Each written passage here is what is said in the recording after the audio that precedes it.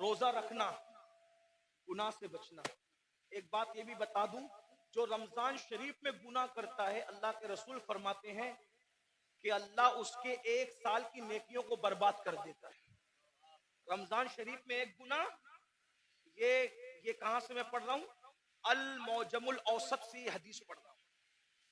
हाँ, जो रमजान शरीफ में एक गुनाह करे, अल्लाह उसके 1 साल की नेकियों को बर्बाद कर देता है। इसलिए रमजान शरीफ में जहां मुस्लिम अक्सरियत है, बड़ा मजा आता है। हमारे गांव में भी बड़ा मजा आता है, 80% हुजूर के गुलाम रहते हैं, मजा आता है। मुंबई में भी रमजान शरीफ का मजा आता है, मुरादाबाद, संबल, इधर भी रमजान शरीफ का मजा है ना। क्या बाजार सजते हैं, क्या इफ्तार लगती है। लेकिन ये बाजार है, असल रमजान शरीफ की बहार उसकी है जो गुनाह से बच जाए, इबादत करके अल्लाह को राजी करे। क्या बात है हज़रत, सुभान अल्लाह। रोजा रखना, हो सके तो रमजान शरीफ में तहज्जुद, सहरी को उठते तो तहज्जुद का एहतिमाम करना। मेरे आका फरमाते हैं जो तहज्जुद पढ़ता है, आका फरमाते हैं इंशाअल्लाह वो बेहिसाब जन्नत में दाखिल होगा।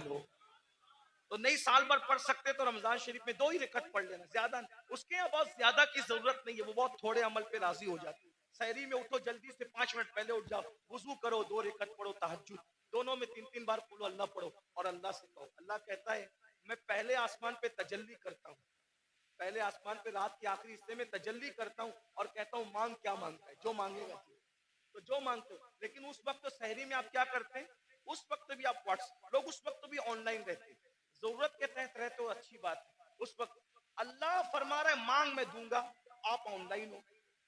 इफ्तार के वक्त तो आवाज आ रही है जो मांगेगा दूंगा, आप ऑनलाइन हो। रमजान शरीफ का फायदा उठा, एक बार दुरूद शरीफ पढ़ो, 70 बार दुरूद का सवाब। रमजान शरीफ के लिए तैयारी अभी से तौबा करो, इस्तिगफार करो। आज से पहले जो हुआ, जो गुनाह हुए, सबसे माफी मांगो, तौबा करो और नमाज के पाबंद बनो।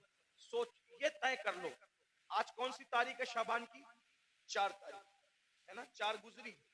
ये 4 क्या है पता है तुम्हें, ये 4 शाबान तुम्हारे और मेरे इमाम हैं, इमाम हुसैन की विलादत की तारीख है। सुभान अल्लाह, सुभान अल्लाह।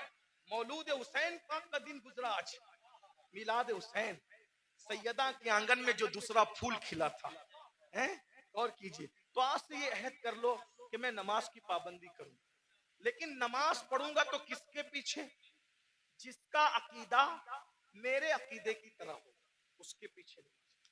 यानी मैं नबी को जिंदा मानता हूं तो मुझे इमाम भी वही चाहिए जो नबी को जिंदा मानता है।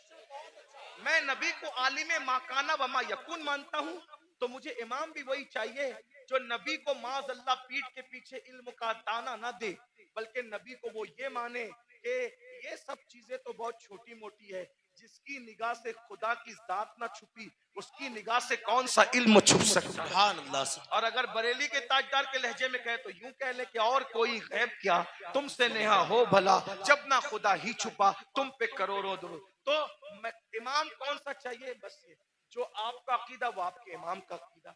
बस आखिरी बात कह दूं, लोग क्या करते हैं, मैं तो नबी को जिंदा मानता हूं, मैं तो नबी को हाजिर नाजिर मानता हूं, मैं तो नबी को अफजलुल रसूल मानता हूं, मैं तो नबी को खैरुल बशर मानता हूं, लेकिन मैंने हर किसी के पीछे नमाज पढ़ लेना।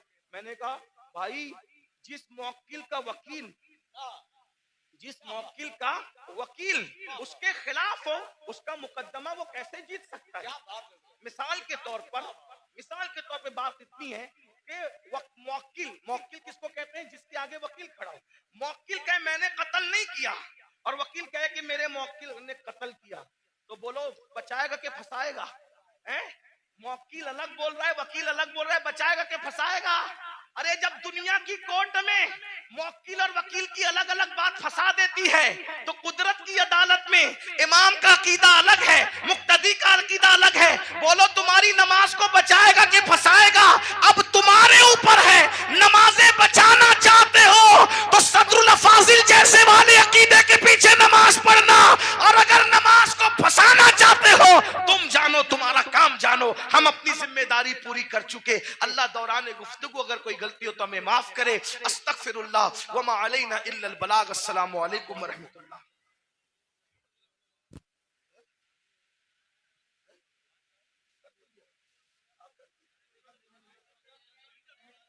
बैठ जाएं, बैठ जाएं। कल नरपत नगर में इंशाअल्लाह ताला हजरत की तकरीर होगी। नरपत नगर में कल सुबह 9 बजे कलाम होगा। एक और एक दो बात सुने, बात खत्म कर।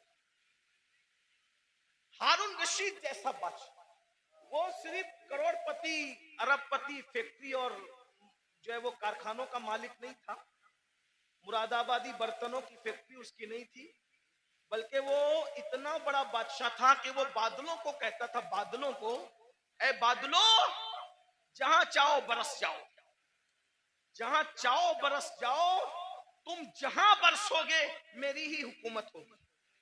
इतना बड़ा हुकूमत का मालिक वो हारून रशीद। हज के लिए जब निकला ना वो, ये सब लोग जो डिंग डांग करते हैं ना, ये दुनिया के हुक्मरान, उसके सामने कुछ भी नहीं है। ये 25 लोग हैं, मैं किसी का नाम नहीं ले रहा हूं, बच्चे हैं। उसको देखो, ये ग्रीन कालीन, ये रेड कालीन कितना इतराते हैं। फ्लाइट से लेकर के अगर एयरपोर्ट के दरवाजे तक हुक्मरानों को मिल जाए तो।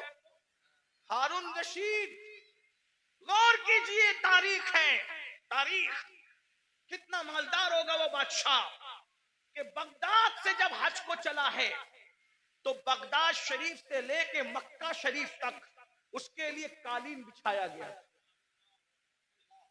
गौर करें, इतना मालदार आपके मुरादाबाद में, अपने इंडिया में कोई नहीं होगा। इंडिया में क्या, सऊदी में भी कोई नहीं होगा, बर्तानिया और अमेरिका में भी कोई नहीं होगा। आप घमंड मत कीजिए, हमसे मालदार लोग गुजर चुके। उसका हज कितना कर्रो फर वाला था, कितना कर्रो फर वाला था। मैं अभी आपको बहुत करंट लगने वाली गुफ्तगू करूंगा। हारून रशीद की बेअदबी नहीं कर रहा हूं, लेकिन इबरत के लिए बता रहा हूं, तवज्जो करना। इतना बड़ा कर्रो फर वाला आदमी मक्के शरीफ तक कालीन बिछा उसके लिए कि कहीं बादशाह का पैर जमीन पे न पड़े।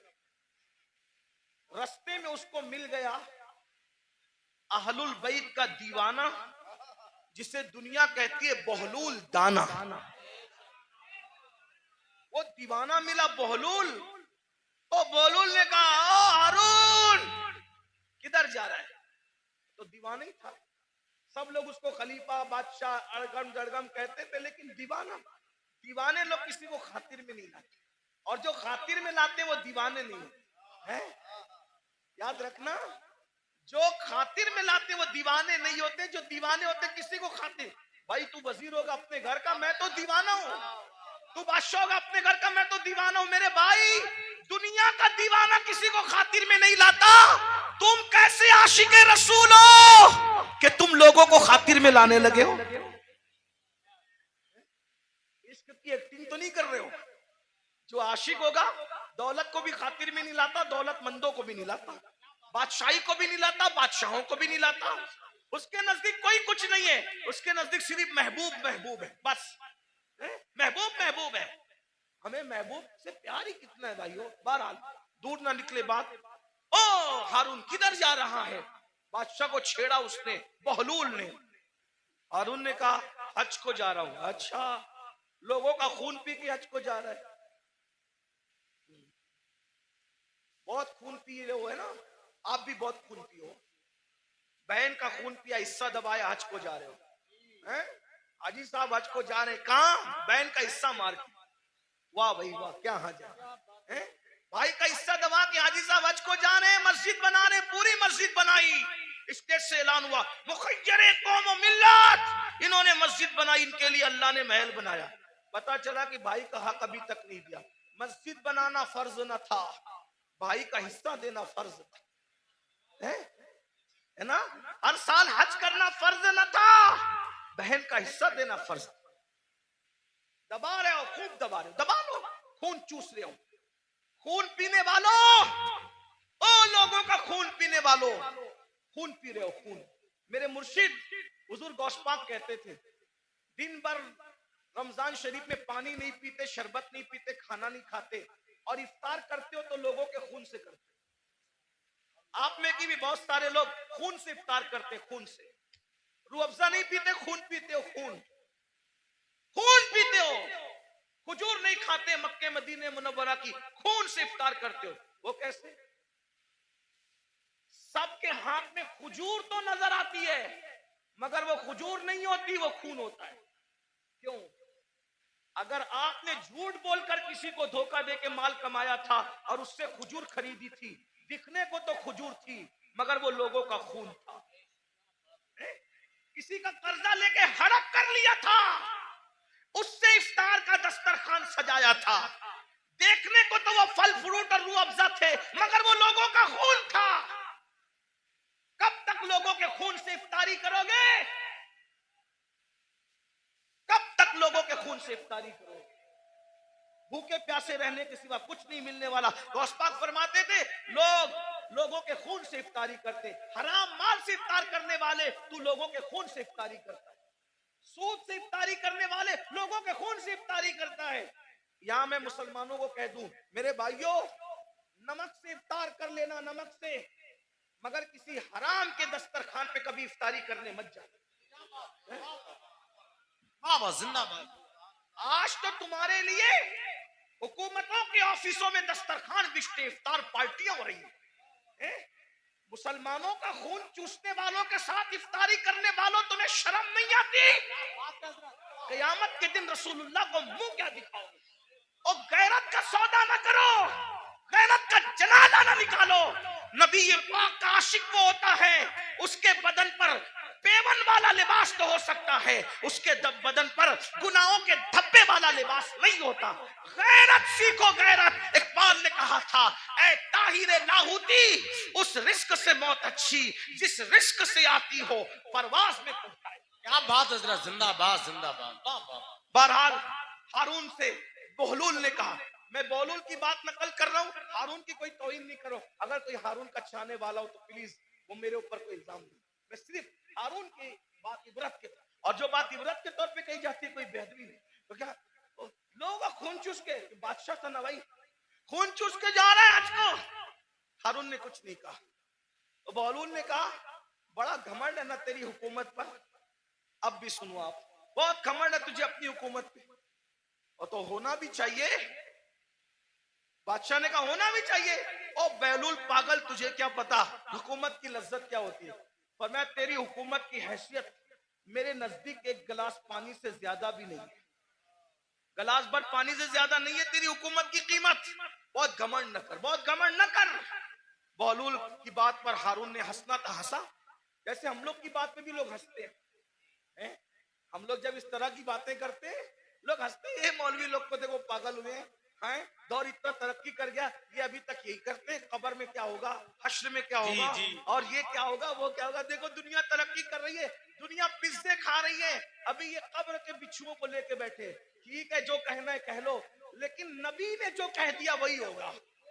पिज्जा खाने वाले हो, बर्गर खाने वाले हो, बिरयानी खाने वाले हो, या फाका करने वाले हो, या रोजा रखने वाले हो, कब्र में जाओगे। जिसके लिए नबी ने जो कह दिया सो वही हो करके रहेगा। मौजिज़ा मेरे नबी का कह दिया तो हो गया, आपने कतरे को दरिया कह दिया तो हो गया। तुम्हारे मुंह से जो निकली वो बात हो के रही, उन्होंने जो कहा वो हो करके रहेगा। और बहलूल ने कहा, तेरी हुकूमत की कीमत एक गिलास पानी से ज्यादा की नहीं है, बड़ा घमंड मत कर, इतना मत। उसने कहा एक गिलास पानी कहाँ का, ये बता। हारून को कहा, बता, अगर तू रास्ता भटक जाए तो सफर में जाना हज के, रास्ता भटक जाए, खाना पीना खत्म हो जाए, तेरे सारे चमचे वमचे बिखर जाए, तू अकेला पड़ा रहे, पानी ना मिले, खाना ना मिले, मरने के करीब आ जाए, और उस वक्त तेरे पास कोई आगे कहे कि हारून मैं तुझे एक गिलास पानी पिलाऊंगा, बोल कितने में खरीदेगा? बोल कितने में खरीदेगा एक गिलास पानी? वो पानी पिलाने वाला बोलेगा, मैं आधी हुकूमत दे मांगता हूं तुझसे और एक गिलास पानी तुझे देता हूं, बोल खरीदेगा कि नहीं खरीदेगा? हारून ने कहा, ओ पगले बहलूल, जान है तो जहान है, अगर मर गया तो कहां हुकूमत में रहेगी और क्या कहां रहेगा? तो मैं एक गिलास पानी को आधी हुकूमत दे के खरीद लूंगा, क्योंकि भाई आधी दे के खरीदा, आधी तो बची, आधी से तो लुत्फ उठाऊंगा। का वो गिलास भर पानी पिया ही था कि पेशाब लगी आधे घंटे, 2 घंटे के बाद, और पेशाब लगी, अब पेशाब निकल नहीं है बाहर, लगी तो है, प्रेशर तो आ रहा है, बाहर निकलती नहीं पेशाब। ऐसे में कोई आकर कहे मैं ऐसा नुस्खा जानता हूं, अगर वो चुटकी तुझे खिला दूं तो अभी पेशाब हो, लेकिन वो नुस्खा जो चुटकी भर खिला करके तुझे पेशाब करवाना है, आदि हुकूमत देगा तो मैं वो नुस्खा तुझे दूंगा, वरना नहीं दूंगा। बोल, पेशाब करने के लिए वो आदि हुकूमत दे के नुस्खा लेगा कि नहीं लेगा? कहा बिल्कुल लूंगा, क्योंकि जान है तो जान है, इसलिए कि हुकूमत ना रहेगी, जिंदगी तो रहेगी। तो कहा अल्लाह से डर, जिस हुकूमत की कीमत एक गिलास पानी नहीं, उसको तू इतना चाहता है कि अल्लाह को भूल गया है? बताओ, हारून रशीद की कब्र पर कितने लोग जाते हैं फातिहा करने? कितने लोग हारून रशीद के नाम पे न्यास करते हैं? हारून रशीद के नाम पे कितने लोग जलसा करते हैं? कितने लोग जुलूस करते हैं? बोलो है? कितने लोग उसकी मुरीदी का ऐलान करते हैं? बादशाह था, बादशाह, इतना बड़ा बादशाह कि बादलों को कहता था जहां जाओगे जा करके बरस जाओ, मेरी हुकूमत होगी। लेकिन ना नाम है, ना अल्लाह होगा कोई दुआ करने वाला है, ना कोई नाम लेने वाला है, ना कोई तारीफ करने वाला है। अल्लाह अकबर। फिर कह रहा हूं, तौहीन के तौर पे नहीं, इबरत के तौर पे कह रहा हूं, है कोई उसके नाम का जलसा जुलूस करने वाला? नहीं नहीं नहीं। बताओ, जब इतने बड़े बादशाह का कोई नाम लेवा नहीं है, जबकि उसकी जिंदगी में कुछ तकवा भी नजर आता है, लेकिन अल्लाह अकबर, उस मर्द कलंदर को देखो जो मदीने मुनव्वरा से एक लिबास पहन कर आया था और पूरी जिंदगी उस पे गुजार दिया और 90 लाख को ईमान की दौलत अता कर दी। 800 साल से ज्यादा का अरसा गुजर रहा है, हिंदुस्तान में कोई कोना ऐसा नहीं है कि रोजाना गरीब नवाज को खिराज अकीदत न पेश किया जाता। नारे तकबीर, नारे रिसालत, फैजाने ख्वाजा गरीब नवाज मसलके आला हजरत, उनके नाम के डंके न बजाए, ये हमारे लिए इबरत है। इसलिए दौलत के नशे में अल्लाह को मत भूलो। तो आका अलैहिस्सलाम फरमाते हैं, दूसरा गुरोह जो अपनी कब्र से निकलेगा तो उनका हाल क्या होगा? वो पागलों जैसे दिखेंगे, पागल नहीं होंगे, आसिफ ज़दा दिखेंगे, आसिफ। और आखिरी बात इस उन्वान की, आका फरमाते तीसरा ग्रुप जब अपनी कब्र से निकलेगा तो वो जर्रे बेमिकदार से भी कम होगा। एक तो जर्रा होता है और जर्रे में जर्रे बेमिकदार से भी कम होगा। उनकी शक्लें तो इंसानों जैसी होगी, लेकिन वो बिल्कुल बारीक से जर्रे जर्रे दिखाई देंगे। अल्लाह की कुदरत है, बारीक बारीक जर्रे दिखाई देंगे, वो बारीक बारीक जर्रे। और जानवर उनको कुचलेंगे मैदान महशर में, और इंसान उनको पैरों तले कुचलेंगे मैदान महशर में। और जब इंसान और जानवर उनको कुचल लेंगे तो कुचलने के बाद उन जर्रे बेमिकदार की शक्ल में उठने वाले इंसानों को पकड़कर जो जहन्नम के अंदर कैद खाना होगा, उस कैद खाने में ले जाकर के कैद कर दिया जाएगा। जरा गौर कीजिए, फिर आका फरमाते हैं उस कैद खाने में उनको नारुल अनियार नाम का मशरूब पिलाया जाएगा। एक तो जर्रे बेमिकदार में उनको उठाया जाएगा, इंसान और फरिश्ते उनको पैरों तले कुचलेंगे, फिर उनको पकड़कर जहन्नम के कैद खाने में ले जाया जाएगा, उसमें उनको नारुल अनियार पिलाया जाएगा। सहाबा ने पूछा, या रसूल अल्लाह, ये नारुल अनियार क्या है? तो आका फरमाते हैं ये जहन्नमियों का खौलता हुआ पीप है जो उनके जिस्म से निकलेगा, और जहन्नम की सड़ी हुई आग है जो उनकी गिज़ा बनेगी। सहाबा ने पूछा, आका, वो जर्रे बेमिकदार वाले लोग और वो जहन्नम के अंदर कैदी लोग, नारुल अनियार पीप पीने वाले लोग, जहन्नम की सड़ी हुई आग खिलाई जाने वाले लोग, वो कौन होंगे? तो आका फरमाते हैं वो दुनिया में वो लोग होंगे जो घमंड करते होंगे, तकब्बुर करते होंगे। मैं चौधरी का बेटा, मैं मालदार का बेटा, मैं पढ़ा लिखे का बेटा। इल्म पर घमंड करने वाले, अमल पे घमंड करने वाले, नसब पे घमंड करने वाले, तकवे पे घमंड करने वाले, किसी किस्म का घमंडी होगा, कयामत के दिन उसको जर्रे बेमिकदार में उठाया जाएगा। ऐ मेरी जवानों, आपसे पूछता हूँ, ये घमंड ही तो है जो आपको उलमा के करीब नहीं होने देता, ये तकब्बुर ही तो है जो लोगों को आज दिन से करीब नहीं होने देता। थोड़ी सी दौलत आ गई, गरीब रिश्तेदारों को भूल गए, घमंड कर रहे हैं। थोड़ी सी डिग्री आ गई, दीनदारों को हकीर समझ रहे हैं। अभी देखो ये बच्चे जो हाफिज कुरान हुए, कोई इज्जत नहीं। हमारे समाज में आलिमों की और हुफ्फाज की कोई इज्जत नहीं। जबकि हम इनको क्या कहते हैं? नायबे रसूल। कागज पे कुरान लिख दिया जाए तो उसको सर पे रखा जाता है, और सीनों पे कुरान लिख दिया जाए है? तो उनको मस्जिद में वो लोग आके बात सुनाते हैं, घर में जिसकी बीवी उसकी बात नहीं सुनती। कागज का लिखा हुआ कुरान सर पे आए, सीनों पे लिखे हुए कुरान की क्या कदर कर? भाइयों, कदर करना चाहिए। ये जो बेकदरी उलमा की करते हो, बेकदरी हुफ्फाज की करते हो, दीनदार तबके, आप लोग नहीं करते, आप लोग तो बहुत मोहब्बत करते हैं। लेकिन इंटरनेट के जरिए से आवाज वहां तक पहुंचती है जो घरों में बैठे हैं, जो हमें सुनना नहीं चाहते। इंटरनेट के बहुत से नुकसान है, लेकिन कुछ फायदे ये भी हुए कि जो तबका हम लोगों की आवाज से नफरत करता था, वो भी कहीं ना कहीं चुपके चुपके सुनने लगा, और कहीं ना कहीं बर्फ पिघलने लगी। हाँ, ये हो रहा है फायदा, कुछ नुकसान भी हुआ। हाँ, इसीलिए आपसे कहता हूं, इंटरनेट के सामने बैठते हो तो बड़े वकार से बैठा करो। आपके बैठने से किसी को हिदायत भी मिल सकती है, और मिंबर पे लड़ने से किसी का ईमान भी जा सकता है। इसका ख्याल रखना, इसलिए कि आपको अपने बेगाने सब देख। आपकी छोटी सी मिंबर पर की हुई झड़प किसी ईमानदार को कुफ्र तक ले जा सकती है, इतना याद रखना। इसलिए जरा होश से, मिंबर पे कोई लड़ने आए तो उससे हाथ जोड़ के कहो मैं हार गया, तू जीत गया। इसलिए कि मैं हारा हुआ कहलाऊंगा चलेगा, लेकिन मेरी वजह से कोई मेरे मसलक और मजहब से बेजार होकर के कुफ्र की तरफ जाए, मुझे ये गवारा नहीं। इसका ख्याल रखा जाए, बहुत हमें ख्याल करना होगा, क्योंकि हमें लोग देखती है, दो आंखें देखती है तो लोग इतना मोहतात होते हैं, ये हजारों आंखें देखती। ये इंटरनेट की जो है वो नहुसत या जो वो निफासत कुछ कम नहीं है। इसकी नहुसत भी बुरी है, इसकी निफासत भी बड़ी है। लेकिन इतना याद रखें, ये दो आंखें नहीं देखती इंटरनेट पे बैठने वालों को, करोड़ों आंखें देखती है, और आप उनका तसव्वुर नहीं कर सकते कि कौन कौन देखता है। इसलिए मिंबर पर हम खुदा के लिए 2 घंटे ही सही इस तरह बैठे कि हमारे बैठने को देखकर लोग मजबूर होके कहे, जब ये इस तरह बैठता है तो गरीब नवाज कैसे बैठते, ये इस तरह बैठता है तो गौसे आजम कैसे बैठते, ये इस तरह बैठता है तो इमाम अहले सुन्नत कैसे बैठते। ये हमारा अंदाज होना चाहिए, अल्लाह करे हमें तौफीक मिले। लेकिन गुरूर और घमंड का क्या किया जाए?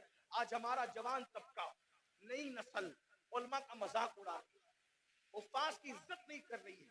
मेरे जवानों, अगर दौलत के नशे में घमंड किया, हुस्न के नशे में घमंड किया, किसी भी किस्म का तकब्बुर किया, तो अल्लाह के रसूल फरमा रहे, कब्र से जर्रे बेमिकदार की शक्ल में उठोगे, बेमिकदार, और पूरा मैदान महशर तुम्हें पैरों तले कुचलेगा, जहन्नम की कैद में डाले जाओगे, नारुल अनियार जहन्नम का पीप खोलता हुआ पिलाया जाएगा, जहन्नम की सड़ी हुई आग खिलाई जाएगी।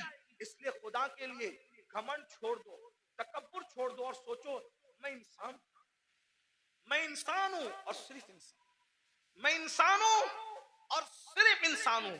और इंसान क्या है? मिन नुत्फा, इंसान को अल्लाह ने नापाक कतरे से पैदा किया, इंसान को अल्लाह ने सड़ी हुई मिट्टी से पैदा किया।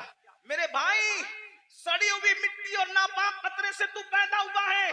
अगर इबादत करके तू अल्लाह को मना ले तो तू फरिश्तों से बेहतर है, और अगर तू अल्लाह को राजी न कर सका तो फिर माज़अल्लाह तू जानवरों से भी बदतर है।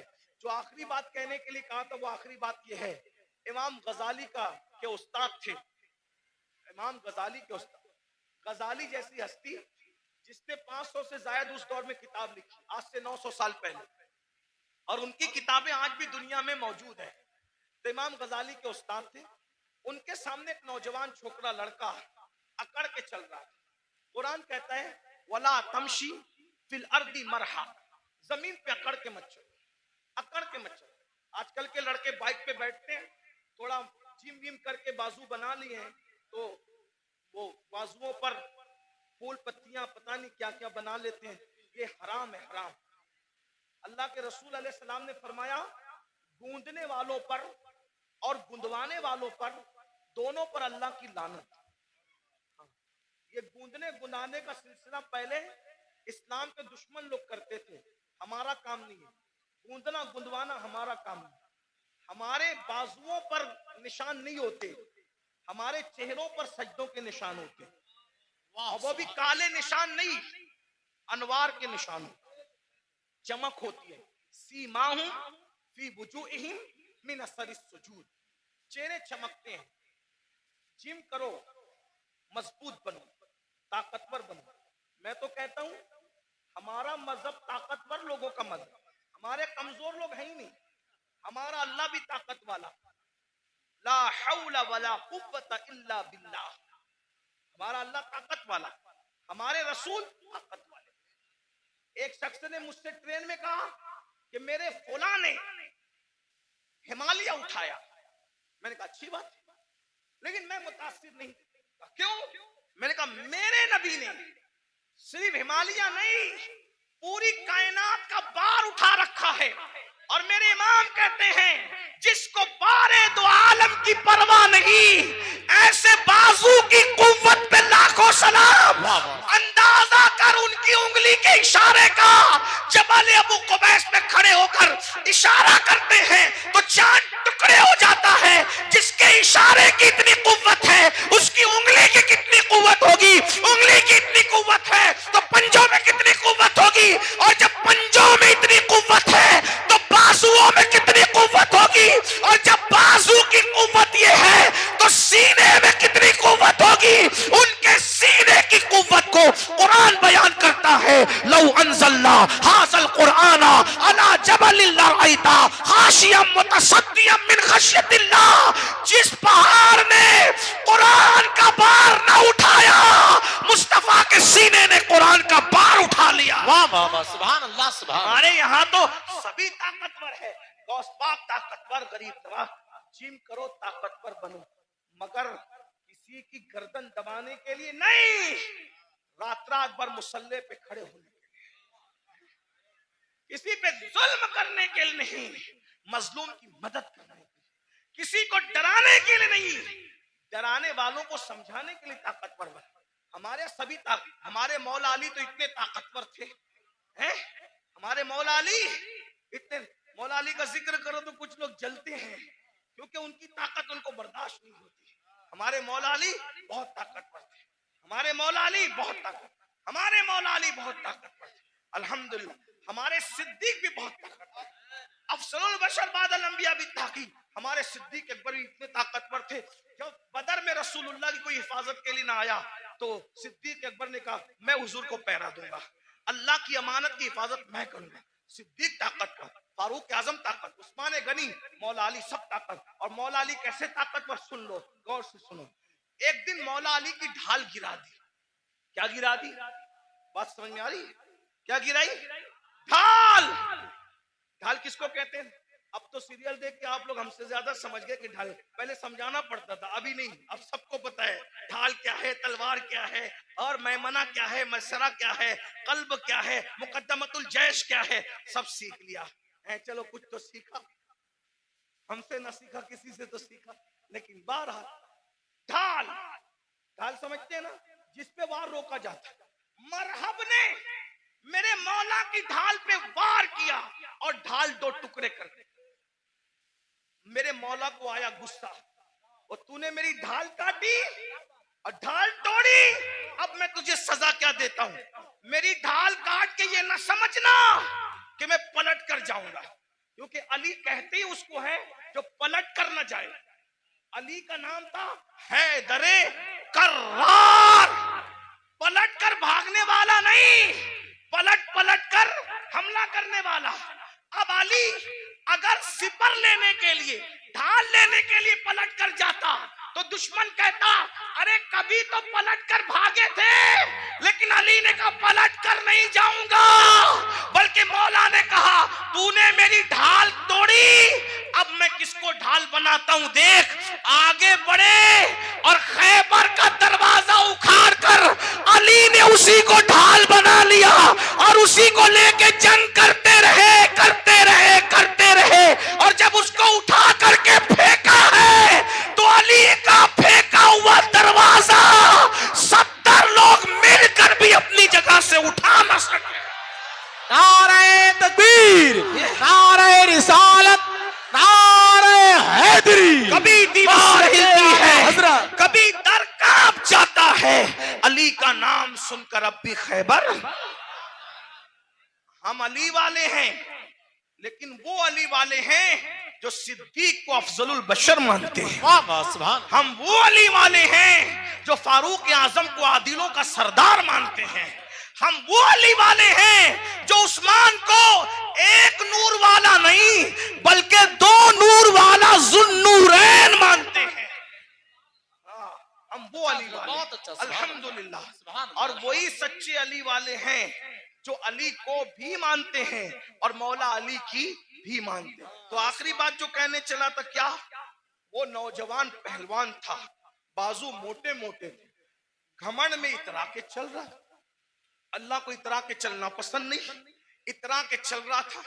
इमाम गजाली के उस्ताद ने कहा, ए लड़के, इतरा कर घमंड से मत चल। उसने पलट कर नसीहत नहीं मानी और हजरत को कहा, आप मुझे जानते हैं मैं कौन हूं? आप मुझे जानते हैं मैं कौन हूं? इमाम गजाली के उस्ताद ने कहा, बेटा अच्छी तरह जानता हूं कौन है। कहा, कौन हूं मैं?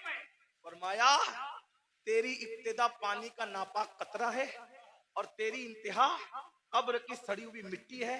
इससे ज्यादा तेरी कोई औकात नहीं है। बस मेरी भी गुजारिश यही है, हम पानी के नापाक कतरे से पैदा हुए, इतना नापाक, इतना नापाक, इतना नापाक, ज़बाने हया इजाजत नहीं देती कितना नापाक, लेकिन एक जुमला हया के पर्दे में सुन ले, इतना नापाक है कि बाहर निकल आए तो गुस्ल फर्ज कर दे, इतना नापाक।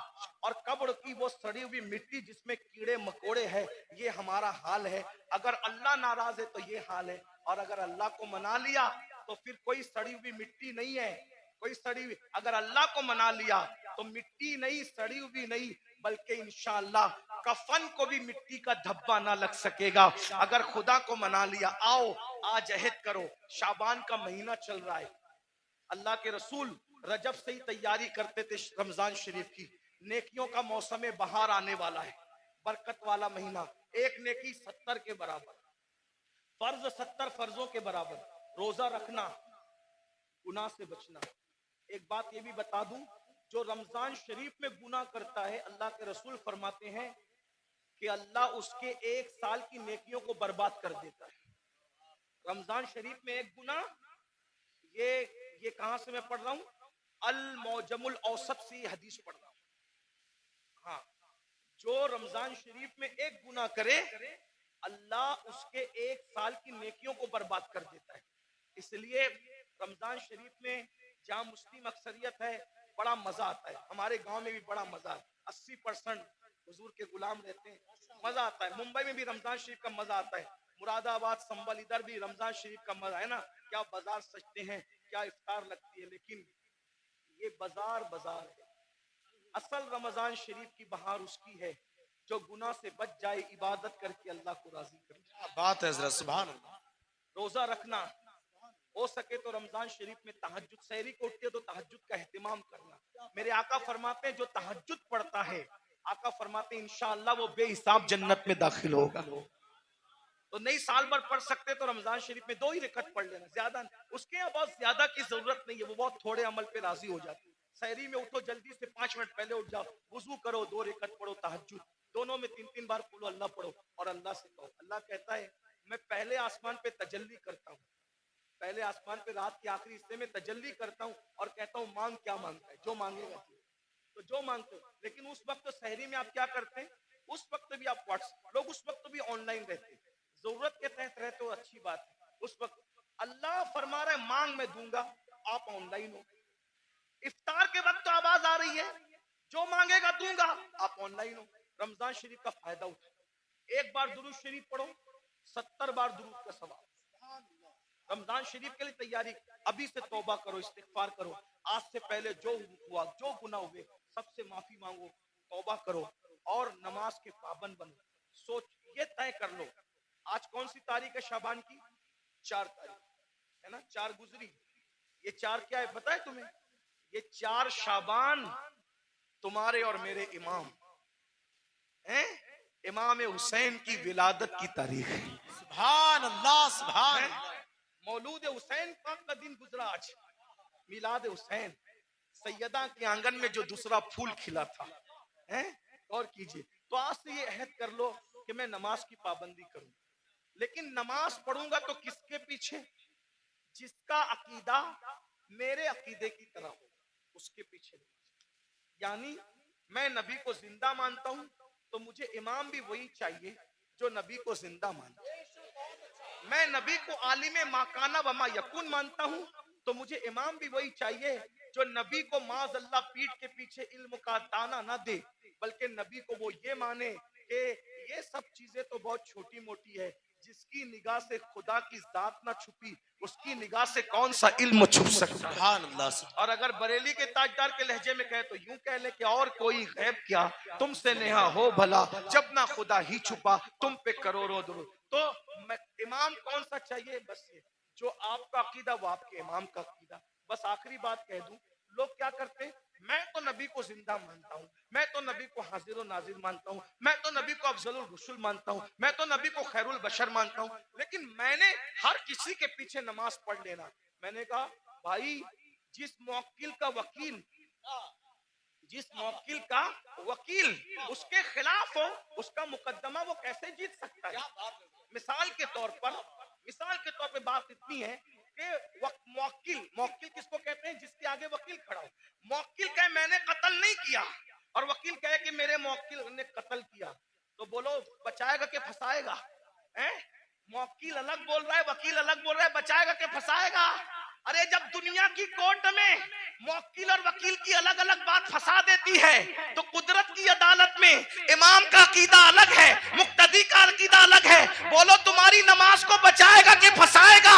अब तुम्हारे ऊपर है।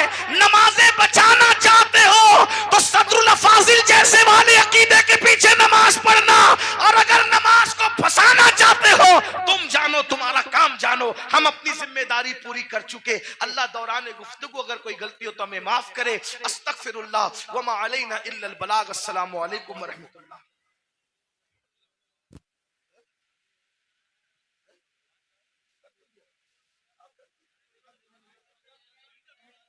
बैठ जाएं। कल नरपत नगर में इंशाअल्लाह ताला हजरत की तकरीर होगी।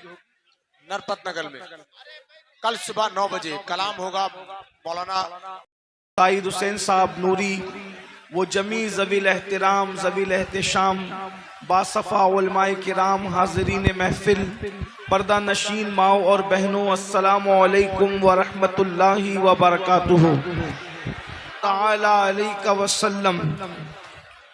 वो सुए लालाजार फिरते हैं, तेरे दिन ए बहार फिरते हैं, सुभान अल्लाह, जो तेरे दर से यार फिरते हैं, दर बदर यूं ही खार फिरते हैं। उस गली का गदा हूं मैं जिसमें मांगते ताजदार फिरते हैं। फूल क्या देखो मेरी आंखों में, दश्ते तैबा के खार फिरते हैं।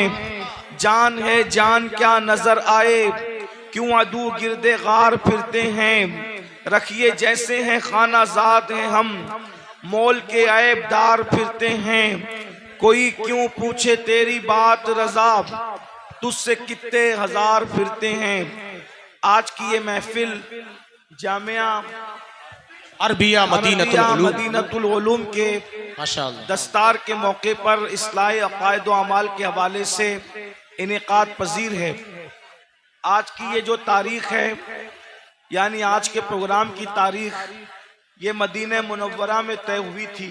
माशाअल्लाह हमारे भाई जनाब मोहम्मद रियाज साहब, जो आप ही के इलाके के हैं, इन्होंने मुझसे मदीना मुनव्वरा की अजमत और बुजुर्गी को सामने रखकर कहा था कि आपको उस प्रोग्राम में शरीक होना है।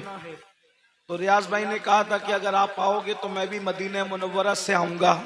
वो भी आए हैं और मैं भी हाजिर हूँ, और हमारे मिंबर पर उलमा और मशाइख भी मौजूद हैं। आप लोग बहुत बड़ी तादाद में हैं। इसका ये मतलब नहीं कि हम बड़ी तादाद में जहाँ जमा हो तो वहाँ शोर करें। एक बात याद रखें, थोड़ा तवज्जो करें, जरा गौर करें कि हम यहाँ ज्यादा से ज्यादा 5-6 हजार की तादाद में हो सकते हैं, लेकिन एक ऐसा मजमा भी होगा, एक ऐसा मजमा भी होगा जहां पर 5,000, 10,000, 20,000 लाख, 2 लाख, करोड़, 2 करोड़ लोग नहीं होंगे, बल्कि हजरत सैयदना आदम अलैहिस्सलाम से लेकर आखिरी इंसान तक जो दुनिया के अंदर आने वाला है, सारे अव्वलीन और आखिरीन वहां मौजूद होंगे। और यहाँ उलमा का सामना है, वहां अल्लाह का सामना होगा।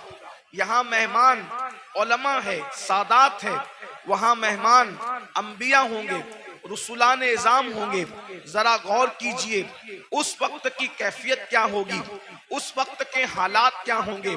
दरअसल आज हमें इस बात की कोशिश करना है कि वो सही अकायद जो आखिरत से मुताल्लिक हैं अपनी कौम तक हम पहुंचाएं, इसलिए कि लोग आखिरत को भूल चुके हैं, लोग आखिरत को फरामोश कर चुके हैं।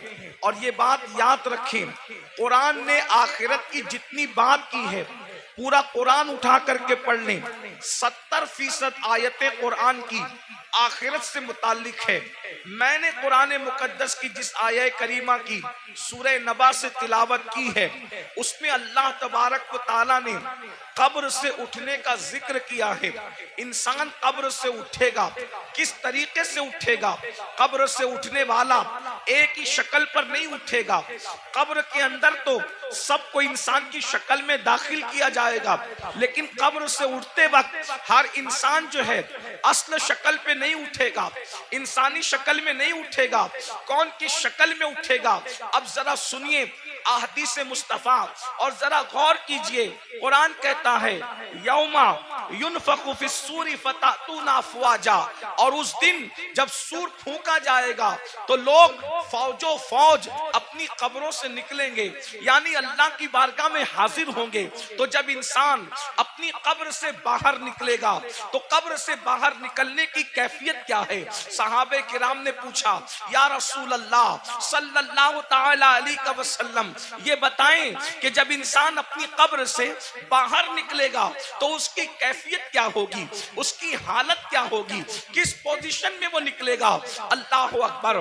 दफन करते वक्त तो इंसान काफूर की खुशबू में बसाया हुआ होगा, दफन करते वक्त तो इंसान को कफन पहनाया हुआ होगा, दफन करते वक्त तो इंसान की कैफियत ये होगी, इत्र और सुरमे के अंदर वो मुअत्तर भी होगा और उसकी आंखों पर सुरमे के असरात भी होंगे। लेकिन अल्लाह अकबर, उठते वक्त इंसान की कैफियत क्या होगी?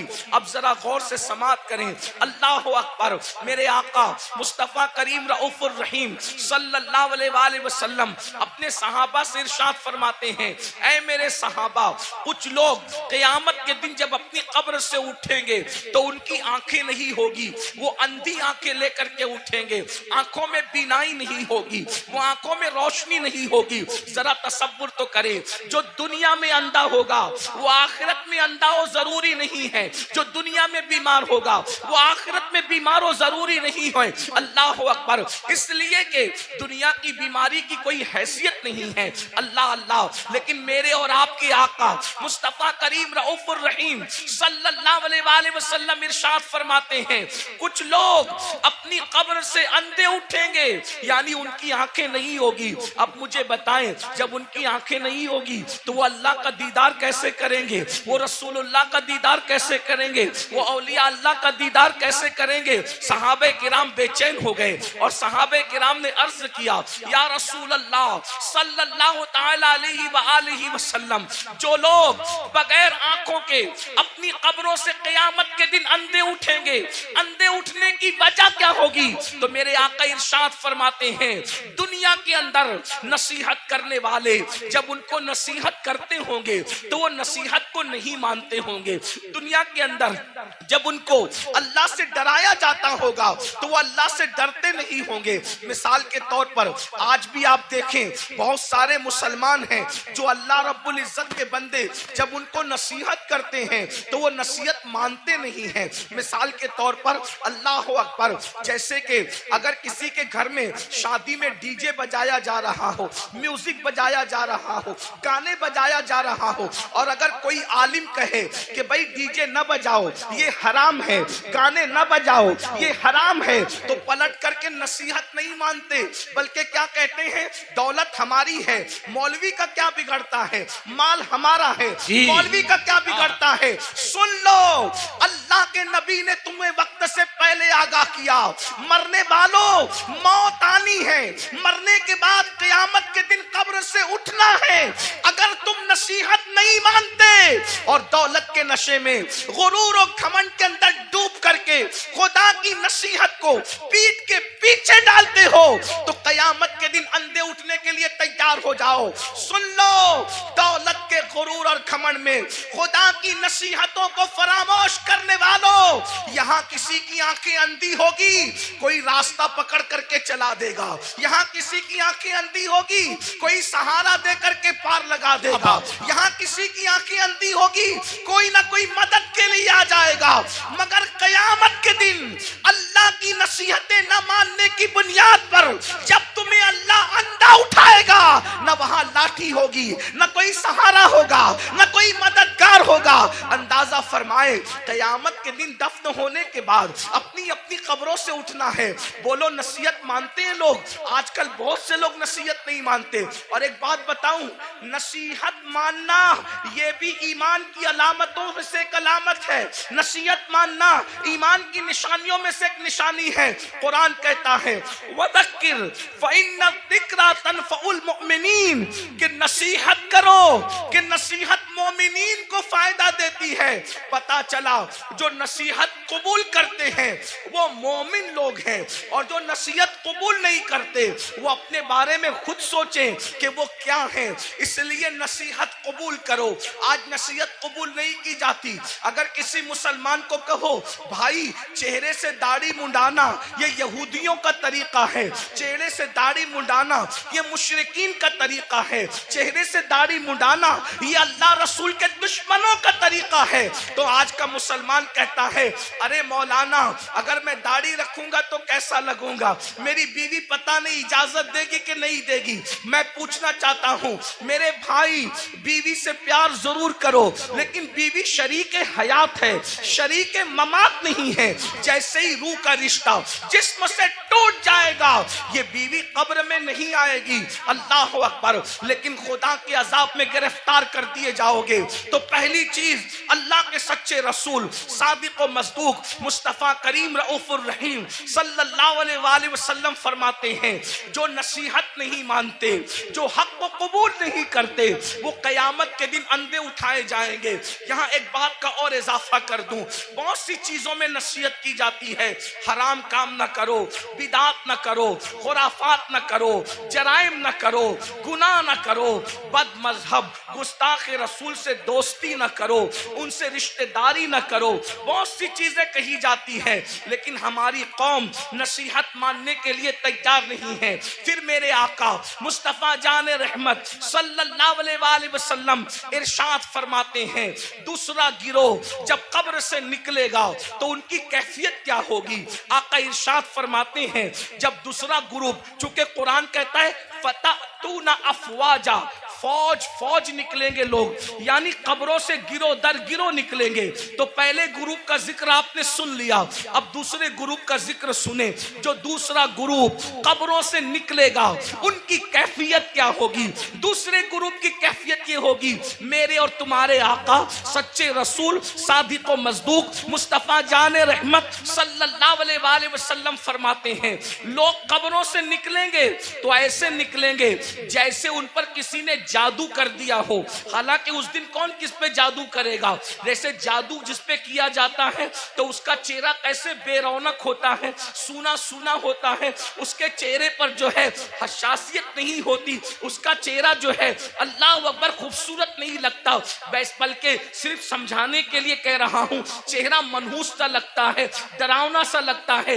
आका फरमाते हैं कुछ लोग अपनी कब्रों से उठेंगे, मफहूम के तौर पे अर्ज कर रहा हूं, तो ऐसा लगेगा कि जैसे उन पे किसी ने जादू किया। हालांकि किसी ने जादू नहीं किया होगा, ऐसा लगेगा जैसे इसको किसी आसेब ने छू लिया, लेकिन उसको आसेब ने नहीं छुआ होगा।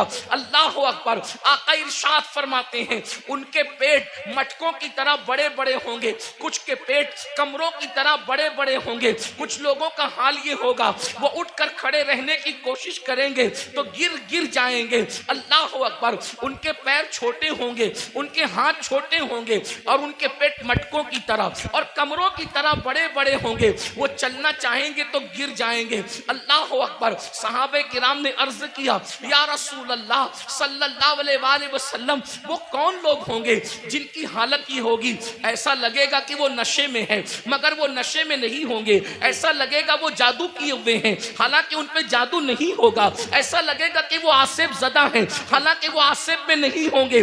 उनके पेट कमरों की तरह, उनमें सांप और बिच्छू होंगे। साहबे किराम ने पूछा तो आका फरमाते हैं, जिन लोगों ने दुनिया में सूद खाया होगा, जिन लोगों ने दुनिया में सूद के धंधे किए होंगे, वो इस हालत में उठेंगे कि वो चल नहीं सकेंगे। अल्लाह अकबर। वो चल नहीं सकेंगे।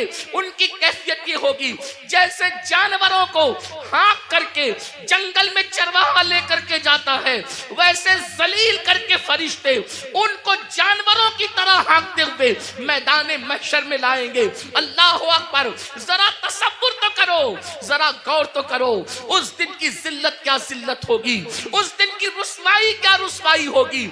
आज इजी मनी के चक्कर में, शॉर्ट टाइम के अंदर तरक्की करने के चक्कर में इंसान न हलाल देख रहा है न हराम देख रहा है। मेरी कौम के जवानों, दौलत तो नचनियों को भी मिल जाती है, दौलत तो जिस्म बेचने वालों को भी मिल जाती है, दौलत तो चोरी करने वालों को भी मिल जाती है।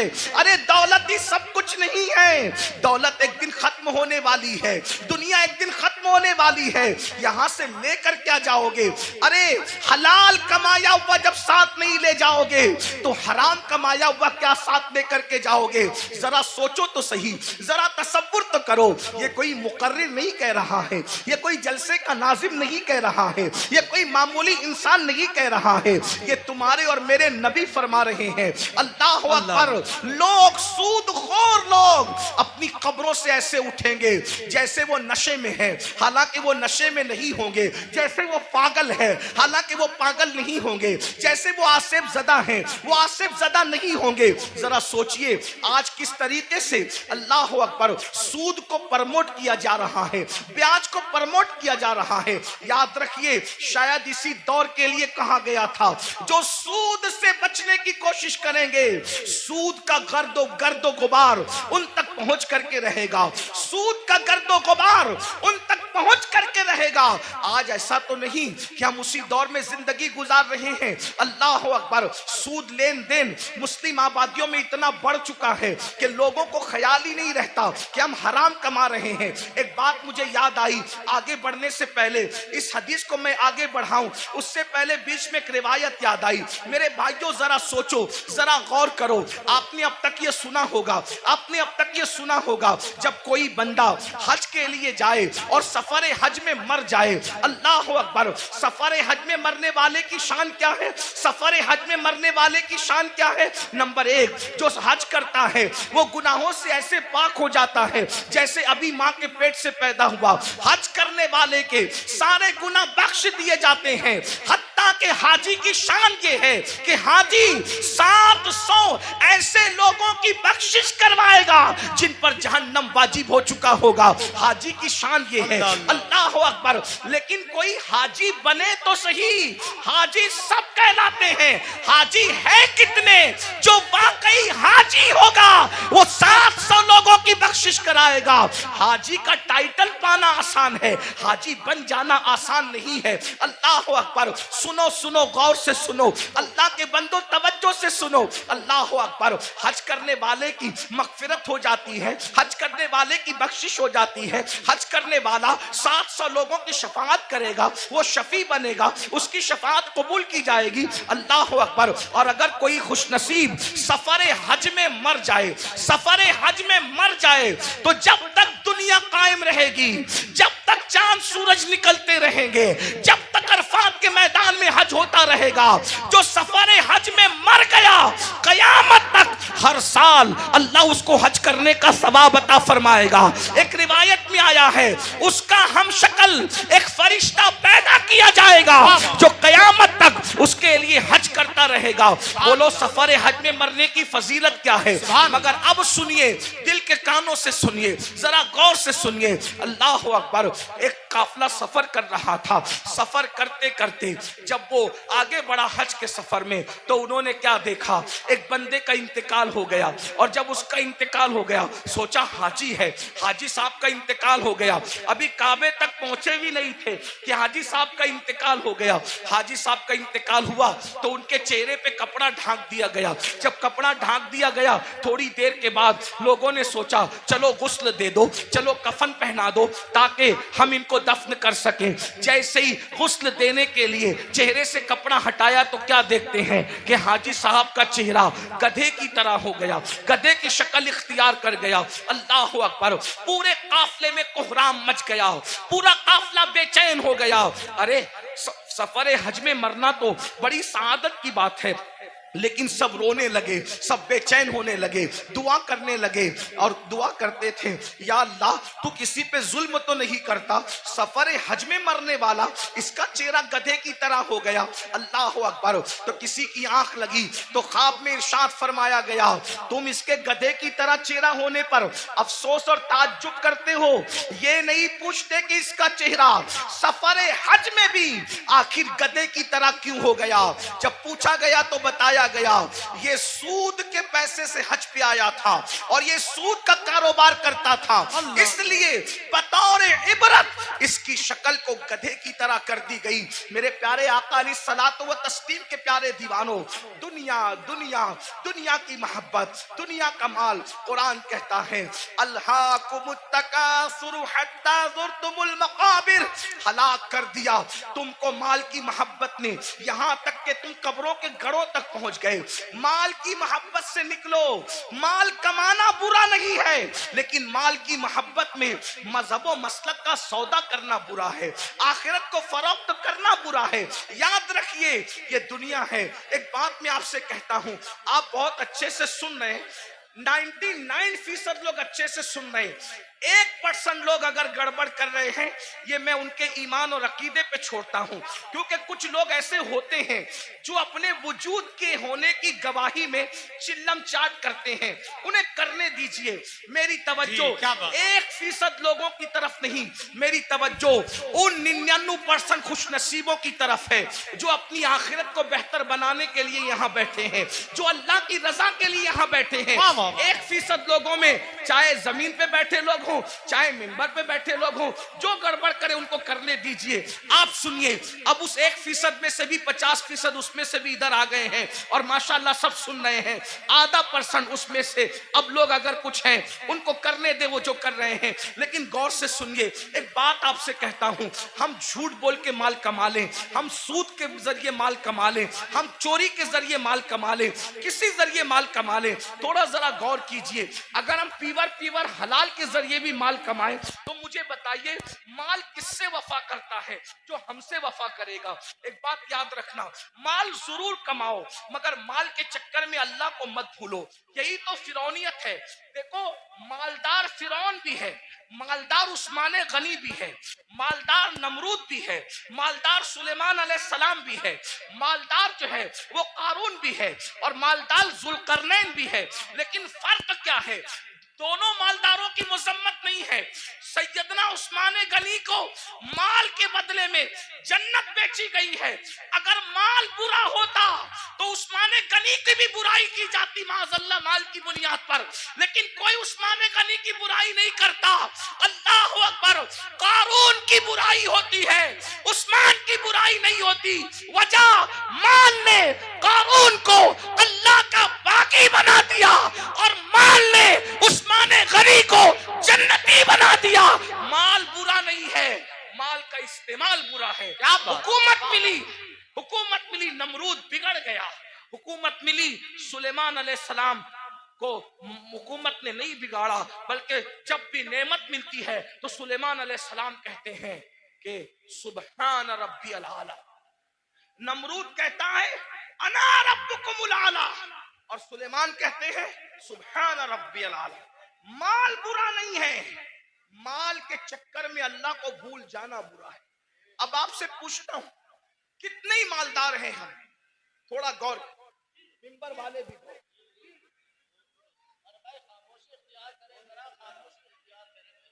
माल सबको अल्लाह ने दिया, आपको भी दिया, और जिनको नहीं मिला मैं दुआ करता हूं अल्लाह उन सबको अता करे, आमीन आमीन।